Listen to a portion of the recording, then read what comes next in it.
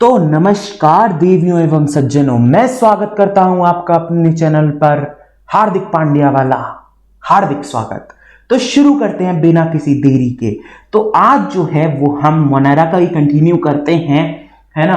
तो देखो, एक चीज मैं आपको स्टार्ट करने से पहले बताना चाहूंगा, जितने भी बैक्टीरिया होते हैं ना, क्या बोल रहे लाए अपन, जितने भी बैक्टीरिया होते हैं ना, इनका स्ट्रक्चर बड़ा सिंपल होता है। स्ट्रक्चर तो बड़ा सिंपल होता है ना। क्या होता है यार, एक सेल वॉल होती है ना। और क्या होता है, कुछ नहीं होता। सेल में वॉल भी नहीं होती इनके पास, तो कुछ वालों के पास, तो कुछ के पास तो सिर्फ सेल मेम्ब्रेन होती है, प्लाज्मा मेम्ब्रेन, और अंदर से भाई अपना साइटोप्लाज्म वगैरह होता है। प्रोकैरियोटिक हैं बेचारे, बच्चों वाले स्ट्रक्चर हैं। लेकिन जितना इनका इजी स्ट्रक्चर है ना, उतना ही खतरनाक, उतना ही कॉम्प्लेक्स इनका बिहेवियर होता है। मतलब तुम समझ नहीं पाओगे हो क्या गया। जैसे क्लास में टीचर होता है ना, जो तुम्हारे ऊपर डंडों से लेके चिल्लाता है, वहीं पे ऐसा होता है ना, कभी कभी टीचर का पढ़ाने का मूड नहीं होता, बड़ा एक चैप्टर जो है ना वो तुम पोरकुश पारस से पढ़ाना, ऐसा बोल देते हैं वो, ठीक है। मतलब पूरा चैप्टर होमवर्क में दे देते हैं तुमको, होता है कि नहीं। और कभी कभी बड़ा अच्छे से पढ़ा रहे होते हैं, तो वहीं पे बिहेवियर कॉम्प्लेक्स होता है, बड़ा डिफरेंट बिहेवियर तुमको देखने को मिलेगा। तो अभी तुम बोलोगे कैसे बोल सकते हो आप, तो मैं तुम्हें पूरा प्रूफ के साथ समझाऊंगा, चिंता मत करो। तो शुरू करते हैं बिना किसी देरी के।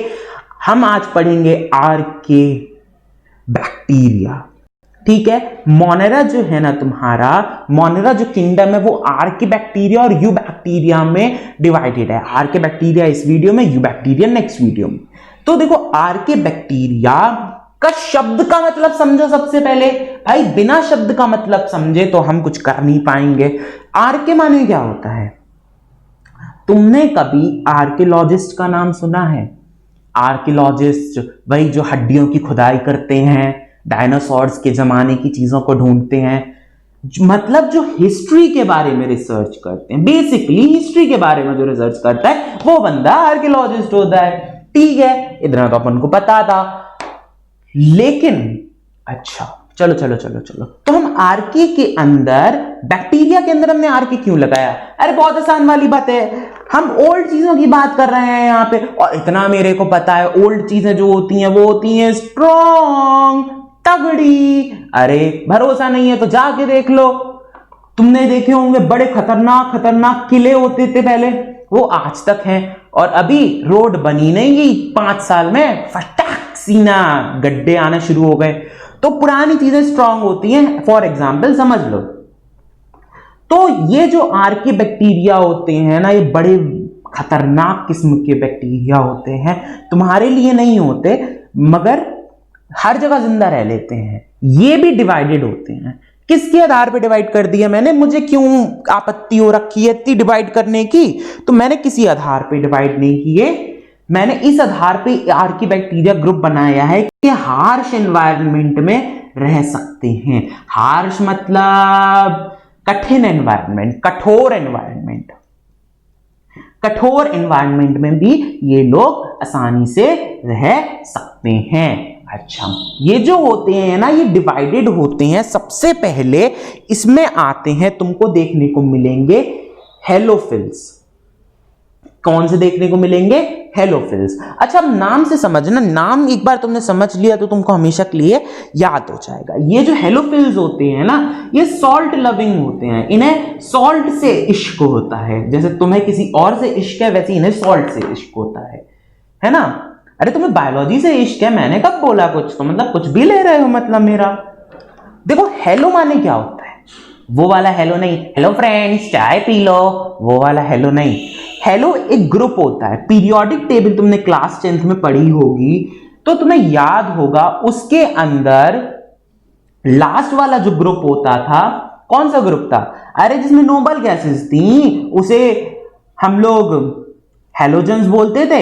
हेलोजन्स हैं ये, बोलते थे कि नहीं बोलते थे? तो वहीं से शब्द आ गया हेलो। फॉर एग्जाम्पल, हेलोजन्स कौन कौन से होते थे? तुम्हारा क्लोरीन हो जाता था, है ना, बड़ी और भी हो जाती थी, Cl होता था, एक्सेट्रा, आर्गन वगैरह, ये सब हेलोजन्स होते थे। तुमने देखा था, बहुत अच्छे से देखा था, अच्छी बात है। और फिल्स माने क्या होता है? देखो, हाइड्रोफिलिक मतलब वाटर प्रेमी है, हाइड्रोफिलिक। कुछ याद आ रहा है तुमको? सॉल्ट के अंदर पढ़ा था हमने, अरे नमक, नमक था, अच्छा याद करो, नमक था कि साबुन था?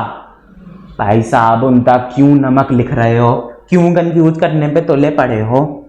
हम लोगों ने सोप के अंदर पढ़ा था, सफोनिफिकेशन जब हमने पढ़ा था तो सोप के अंदर दो होती थी, हाइड्रोफिलिक और एक और पढ़ा था हमने, टेल वगैरह पढ़ी थी, याद आ रहा है कुछ? तो वहीं पे फिलिक का मतलब क्या होता है? फिलिक का मतलब होता है प्रेम करना, किसी चीज से प्यार करना। तो वहीं पे हाइड्रोफिलिक का, हेलोफिलिक का मतलब जिन्हें सॉल्ट लविंग हो, फिलिक माने अटैच होना, मतलब किसी चीज की तरफ अट्रैक्ट होना, ठीक है?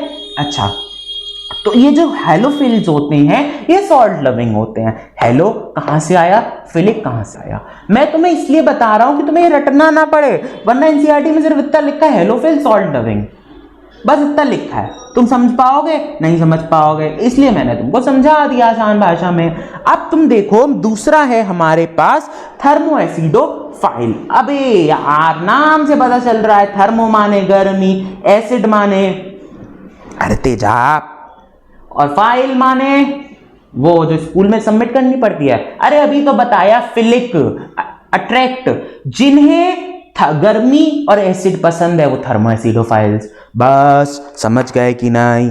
समझ गए। अरे जिन्हें हॉट स्प्रिंग, सल्फर स्प्रिंग पसंद हो, सल्फर स्प्रिंग पता है ना तुमको, जहां पे सल्फर एसिड हो और पानी हो, पानी हो गर्मी हो, जहां पे एसिड और गर्मी हो वहां तुमको ये मिल जाएंगे देखने को।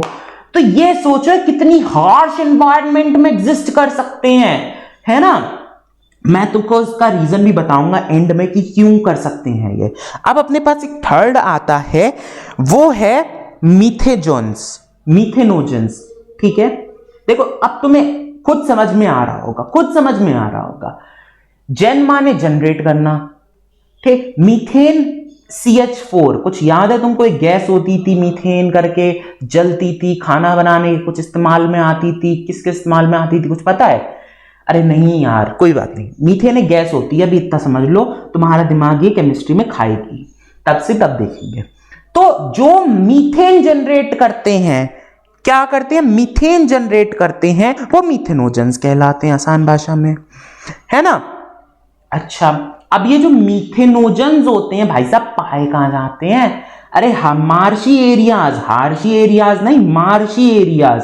अबे ये कौन से एरिया होते हैं? हम तो मार्स पे मिलते हैं, क्या ये हैं? मार्स पे मिलते हैं? नहीं नहीं, मार्स पे नहीं मिलते, मिलते तो अर्थ पे हैं। तुमने सुना होगा दलदली इलाका, जहां पे एनारोबिक जगह होती है, मतलब जहां पे जगह नहीं होती, मिट्टी में तुम जाओगे किसी दलदल में, तुम्हें वहां पे बहुत बदबू आएगी। क्यों? वहां पे मीथेन प्रोड्यूस हो रही है, किसकी वजह से? मीथेनोजेंस की वजह से। और सुन लो बिट भाई, मार्शी एरियाज के साथ साथ ये तुम्हें मिलेंगे गट में। देखो अभी सिर्फ इतना समझ लो, गट का मतलब पेट, आगे तुम और इसके मतलब समझते जाओगे, तब से तब की देखी जाएगी। गट का मतलब पेट, किसके पेट के अंदर? रूमिनेंट एनिमल्स, मतलब अरे गाय हुई है अपने पास, वैसे ही जो एनिमल्स होते हैं वो क्या उनके पेट के अंदर पाए जाते हैं ये, ठीक है? अरे गाय, बफेलो, गाय हमारी माता है, हमको कुछ नहीं आता है वाली, ठीक है? अच्छा, गाय, गाऊ, बफेलो इसके अंदर, ठीक है? इतना समझ में आ गया। एक चीज तुम्हें याद आ रही है? क्या याद आ रही है? हमने एक चीज पढ़ी थी, बायोगैस प्लांट हमने पढ़ा था, ठीक है? पढ़ा था ना बायोगैस प्लांट? अरे नहीं पढ़ा था तो तुमने ये तो पढ़ा ही होगा, बायोगैस प्लांट क्या होती है, बायोगैस क्या होती है, ये तो पता ही होगा अपन को। तो बायोगैस कौन प्रोड्यूस करता है? हम क्या करते थे? प्रेफरेबली काऊ या बफेलो का डंग लेते थे, डंग, डंग, इसका मतलब पता है ना तुमको?